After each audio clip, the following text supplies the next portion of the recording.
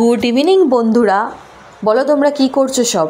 আজকে তো সারাদিনই বৃষ্টি পড়ছে আর আমি বানিয়ে ফেলেছি গরম গরম ক্রিস্পি পুরো একদম চিকেন পকোড়া। তাড়াতাড়ি তোমরা চলে এসো সবাই।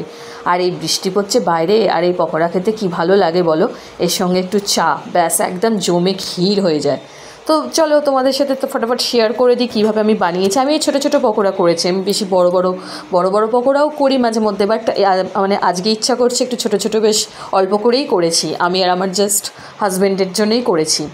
এই দেখো কি দিয়েছি, দেখো চিকেনটাকে প্রথমে কুচি কুচি করে কেটে নিয়েছিলাম, আদা রসুনের পেস্ট, নুন, হলুদ, একটু গুঁড়ো লঙ্কা দিয়েছি, একটু ব্ল্যাক পেপার দিয়েছি, জিরে গুঁড়ো, ধনে গুঁড়ো সব কিছু একটু করে অল্প করে দিয়েছি, ভিনিগার দিয়েছি অল্প, সয়া সস দিয়েছি অল্প, তারপরে তোমার একটা ডিম ফাটিয়ে দিয়েছি, আর দিয়েছি কর্নফ্লাওয়ার।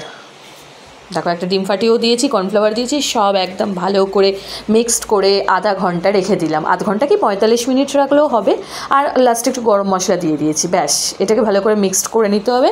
নিয়ে এবারে কড়াইতে সাদা তেল, রিফাইন্ড অয়েল গরম করে একদম পকোড়াগুলো একদম ভেজে নিচ্ছি। দেখো কি সুন্দর, একদম লাল লাল করে আজকে করেছি, একদম দারুণ হয়েছে কিন্তু খেতে।